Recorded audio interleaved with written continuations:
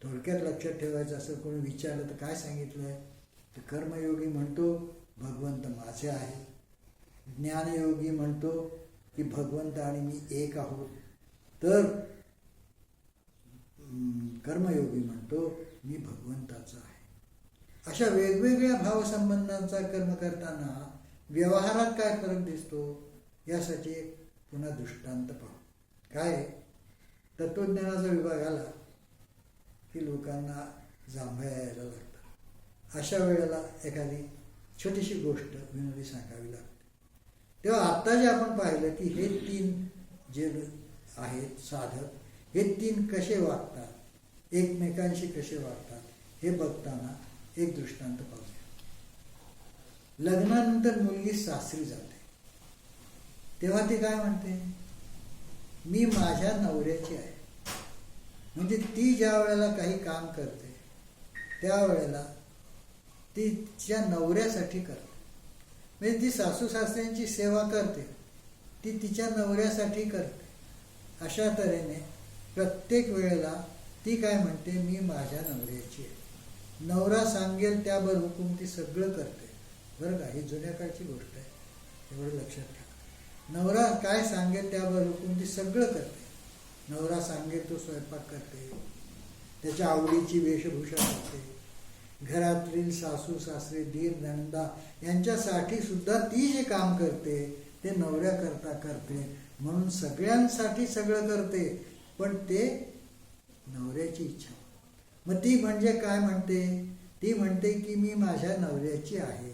त्याप्रमाणे कर्मयोगी काय करतो? तो सगळ्यांसाठी सगळी कर्म करतो, पण कोणतेही भक्त कर्म हे भगवंताचं समजून करतो, भगवंताच्या आज्ञेत चालतो.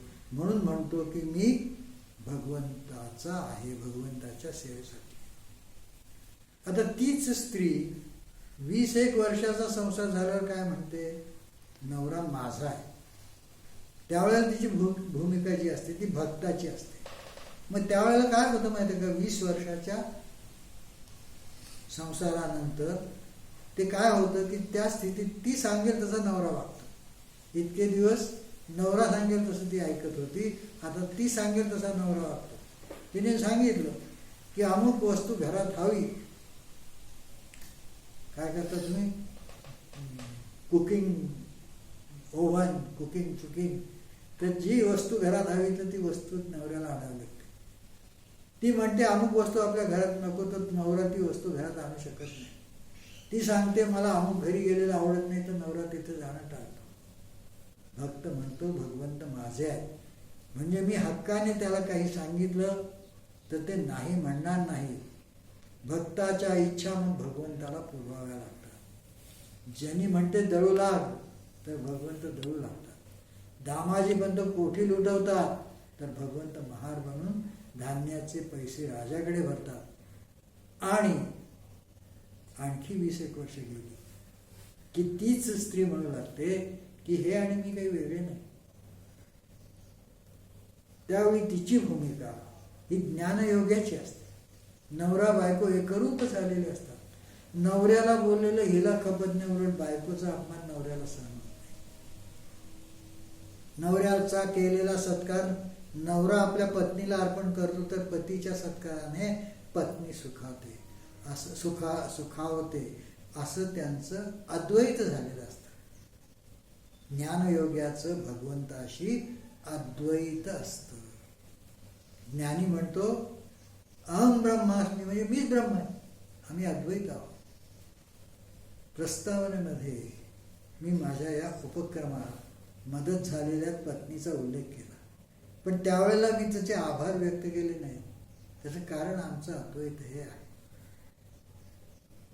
अशा तऱ्हेने तिन्हीपैकी कोणत्याही साधनेने सिद्ध झालेल्या पुरुषाचं ज्ञान व्यवहारात कसं असतं? तिन्हीच प्रकारपैकी कुठल्याही प्रकाराने जाऊन ज्याला आत्मज्ञान झालेलं आहे त्याचं व्यवहारात वागणं कसं असतं? तर 18व्या श्लोकात सांगतात विद्या विनय संपन्ने ब्राह्मणे गविहस्तिनी शुनिचैव श्वपाकेच पंडिताः समदर्शिनः.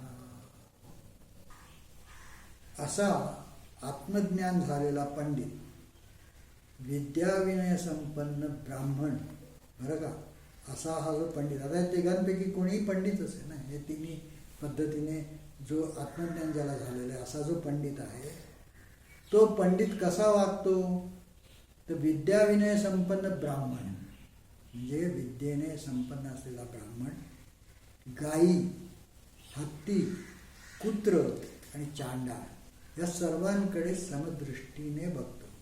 विद्याविनय संपन्ने ब्राह्मणे गवी हस्तिनी शुनिचैव श्वपाकेच पंडिता समदर्शिना.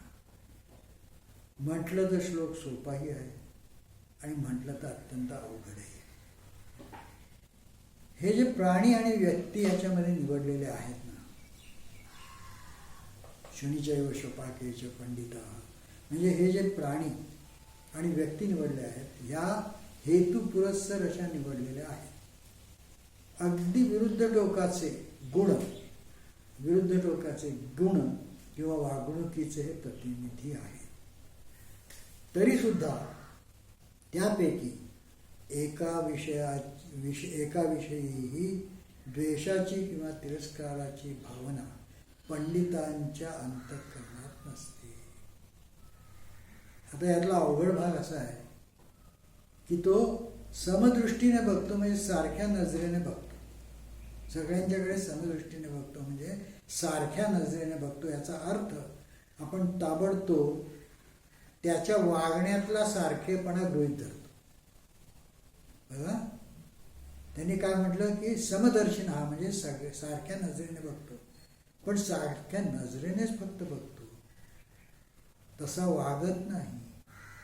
आपण ताबडतोब असं म्हणतो की वागण्यात सारखेपणा पाहिजे, तसं नाही असं गृहीत धरतो आपण. तसं करणं खुळेपणा ठरेल. दृष्टीत समता असावी, पण वागण्यामध्ये मात्र विवेकाने ठरवलं पाहिजे. हल्लीचे जे तथाकथित पुरोगामी आहेत ना, ते या श्लोकाचा उपयोग बुद्धिभेद करण्यासाठी वापरतात. या श्लोकावर अनेक वितंड उभे राहिलेले आहेत. हे विपरीत प्रतिपादन आहे असा आक्षेप मोठमोठे विद्वान घेतात. म्हणजे काय, मला ब्राह्मण जेवायला बोलावला की कडव्याची पेंडी त्याच्यापुढे टाकावी का? कालच गीता ऐकून आलो ना की समदर्शिना, सगळ्यांच्याकडे सारख्या नजरेने बघा. मग ब्राह्मणाला जर, गाईला जर कडबा चालतो तर ब्राह्मणाला का नाही?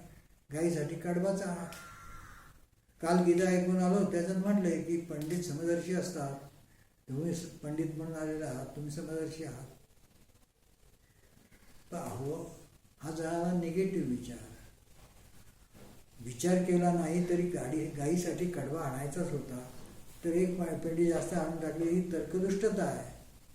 नुसती तर्कदुष्टताच नाही, पण नकारात्मक दृष्टिकोन आहे. समवर्तनाचाच विचार मग करायचा होता, तर ब्राह्मणाला कडवा वाढण्याऐवजी गाईलाही पोळीच घालू असा यांच्या मनात विचार येत नाही. अशी समदृष्टी आपल्या देशामध्ये अगदी अलीकडेपर्यंत होते. गाईचंच उदाहरण द्यायचं तर सणावारी पोळ्याच्या वेळेला आमचंच अन्न तिला मिळायचं. भाकड आणि म्हातारं बोधन सुद्धा कसायाला दिलं जायचं नाही. एवढंच काय, पण दोहन सगळ्या आचळांचं करायचं नाही. तर दूध काढताना एका आचळातलं दूध वासरासाठी राखून ठेवायचं. माणसांच्या दैनंदिन राहणीत अंतर नव्हतं. घर बांधणी सारखी असे, कपड्यात फारसा फरक नसे. गावातली मुलं एकाच शाळेत शिकत आणि शिक्षकाचं पाटलाच्या आणि तराच्या पोराशी समवर्तन असे. अहो, श्रीमंत जरी असला ना तरी त्या श्रीमंताचा मुलगा, नगरशेठ अगदी, त्याचा मुलगा आमच्यासारखा शाळेत येताना हाफ पॅन्ट आणि बूट चपला न घालता यायचा. श्रीमंती आणि गरिबी दिसायची ती लग्न कार्याच्या प्रसंगी, आणि मुख्य म्हणजे लहान मोठेपणाचा निकष पैसा नव्हता. साम्यवादी राष्ट्रात तरी सगळ्यांना सारखं वागवतात का? इथे समदर्शीन याचा अर्थ वागताना विवेकाने वागायला पाहिजे म्हणून सांगतोय. साम्यवादी राष्ट्रात तरी सगळ्यांना सारखं वागवतात का? तिथे म्हणे all are equal but some are more equal. असा एक ॲनिमल फार्म म्हणून कादंबरी आहे, त्याच्यामध्ये हे सगळं आलेलं आहे. म्हणूनच मार्क्स म्हणाला आहे, मार्क्स काय म्हणाला, all are equal but some are more equal. याच्यावरती मार्क्स स्वतः म्हणालेला आहे की कम्युनिस्टांच्या हातात सत्ता आल्याबरोबर प्रथम सैन्य आणि पोलीस नष्ट केले पाहिजेत, कारण ते मोर इक्वलवाले जे सत्ताधारी असतात ना त्यांचं रक्षण करतात, विषमता निर्माण करतात. समता समता म्हणून जो उद्घोष ही मंडळी करीत असतात ते फक्त कुठपर्यंत करतात, गाडीत प्रवेश मिळेपर्यंत, मिनिस्टर होईपर्यंत. एकदा गाडीत प्रवेश मिळाला, रेल्वेतलं नेहमीचं प्रवासातलं दृश्य आहे बरं का, की जो फलाटावर असतो तो गाडीतल्या लोकांना सांगत असतो, दरवाजा खोलो, आम्हाला पण प्रवास करायचा आहे, आम्ही पण तिकीट काढलंय. पण तोच मनुष्य गाडीत शिरल्याबरोबर प्रथम दरवाजा बंद करून सांगायला सुरुवात करतो, जगा नाही आगे जाओ. कशी गंमत आहे पहा. All are equal before law हा न्यायालयाचा एक मूलमंत्र आहे. पुरोगामी विद्वान हा मंत्र मान्य करतात. त्यांना विचारा की याचा अर्थ साव आणि चोर दोघांना सारखी शिक्षा द्यायची का? कारण आपल्या याच्यामध्ये आहे ना, घटनेमध्ये, की all are equal before law. मग साव असो की चोर असो दोघांना सारखी शिक्षा द्या, कारण दोघं इक्वल आहेत. न्यायाधीश साव आणि चोर दोघांच्या वरती समभाव ठेवतो. याचा अर्थ असा की मित्र असो की शत्रू, श्रीमंत असो की गरीब, अडाणी असो की विद्वान, न्यायाधीशाने सगळ्यांना एकच कायदा लावून योग्य निवाडा करायचा. न्यायालयात सुद्धा हल्ली अर्थाचा अनर्थ करतात, हे आपलं दुर्दैव आहे.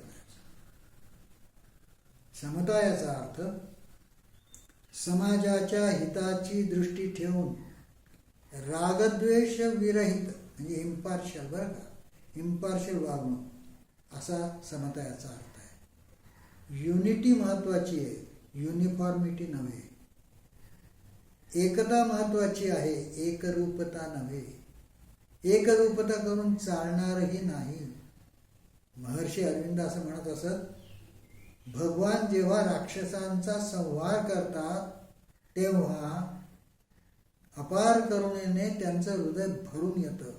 याचं मर्म असं आहे की भगवंताची दृष्टी सम असते, पण विवेक विचाराने त्यांचा संहार अपरिहार्य असतो, म्हणून भगवंतांचं हृदय करुणेनं भरून येतं.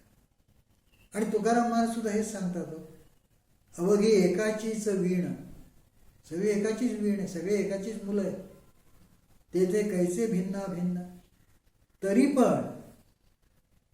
पण देव्हाऱ्यावरी विंचू आला, देवपूजा नावडे त्याला, तेथे पैजारेचे कामे अधमासी ते अधम. असा हा समदर्शी, याला आवड निवड नसते, त्यामुळे त्याचे रागद्वेष नाहीसे होतात. त्यांच्या जागी संयम आणि विवेक उमलतो.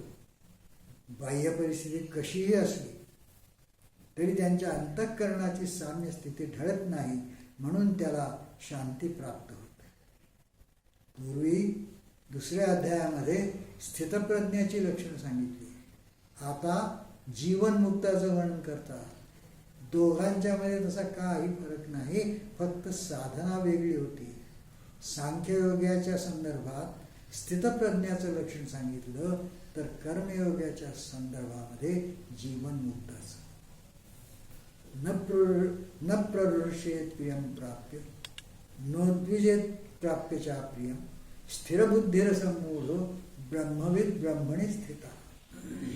म्हणजे प्रिय वस्तू प्राप्त झाली असता हर्ष करीत नाही, अप्रिय प्राप्त झाल्यास उद्विग्न होत नाही. स्थिरबुद्धीचा ब्रह्मज्ञानी ब्रह्मात स्थित असतो. स्वातंत्र्य लढ्यात असे अनेक स्थिरबुद्धी सांगता येतील. फाशीची शिक्षा झाली तरी शांत झोप लागल्याचं लक्षण हे स्थिरबुद्धीचंच आहे. या अध्यायात कर्मयोगाचं सविस्तर विवेचन ज्ञानाच्या अंगाने केलं आणि त्या संदर्भात 5वा अध्याय चाललेला आहे. या 5व्या अध्यायात कर्मयोगाचं सविस्तर विवेचन ज्ञानाच्या अंगाने केलं आणि त्या संदर्भात ज्ञानयोगी आणि भक्त यांच्याशी साम्य आणि वेगळेपण पाहिलं. आता उपासनेसाठी तयार व्हायचं. प्रत्यक्ष आचरण सुरू करण्यापूर्वी पूर्वतयारी लागते.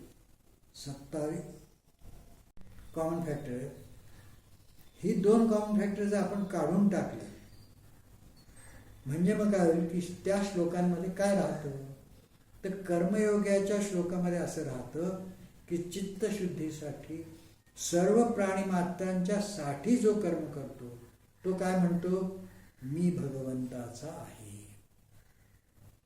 भक्त काय म्हणतो, कर्मणी ब्रह्मणी आधाय, सर्व कर्म म्हणजे ईश्वरार्पण करून कर्मणी ब्रह्माणी आधाय सर्व कर्म ईश्वरार्पण करतो. म्हणजे तो काय म्हणतो, भगवंत माझे आहे, तुम्ही घ्या चहा, तुम्हाला देतो. आणि ज्ञानयोगी कसा आहे, तर तो म्हणतो की इंद्रियातच वर्तन करतात. म्हणजे ही जी माझी इंद्रिय आहेत, पंचेंद्रिय, कर्मेंद्रिय आणि ज्ञानेंद्रिय, ही कर्मातच वर्तत असून मी मात्र यांच्याहून निराळा आत्मा आहे. म्हणून म्हणतो की भगवंत आणि मी एक आहोत. 27-28व्या श्लोकात भगवंतांनी ध्यानयोगाचं सूतोवाच केलेलं आहे. 27वा श्लोक आहे, स्पर्शान कृत्वा बहिर्बाह्यान चक्षुश्चैवान्तरो भ्रुवो प्राणापानौ समौ कृत्वा नासाभ्यन्तरचारिणो यतेन्द्रियमनो बुद्धिर्मुनिर्मोक्षपरायणः विगतेच्छाभयक्रोधो यः सदा मुक्त एव सः. या दोन्ही श्लोकांचं विवेचन आपण 6व्या अध्यायात बघूया. म्हणजे असं आहे, भगवंतांनी ध्यानयोगाचं सूतोवाचक का केलेलं आहे, तर तुम्हाला तुमचं मन हे चांगलं ठेवण्यासाठी, शरीरसुद्धा चांगलं ठेवण्यासाठी जो योग करावा लागतो, ज्या तऱ्हेने तुम्हाला चित्तवृत्ती निरोध करावा लागतो किंवा आत्मसंयम कसा करावा लागतो, त्याचं विवेचन आहे. हे श्लोक म्हणजे त्या विषयाचे जणू प्रस्तावच आहेत. 6व्या अध्यायाच्या बाह्य परिस्थिती कशीही असली तरी अंतरीची साम्यावस्था ठेवू देऊ नये हा बोध हृदयात धारण करून आज इथेच थांबायचं. श्रीकृष्णार्पणमस्तु. ओम तत्सत् इति श्रीमद्भगवद्गीतासु उपनिषत्सु ब्रह्मविद्यायां योगशास्त्रे श्रीकृष्णार्जुनसंवादे कर्मसन्न्यासयोगो नाम 5मोऽध्यायः. श्रीकृष्णार्पणमस्तु.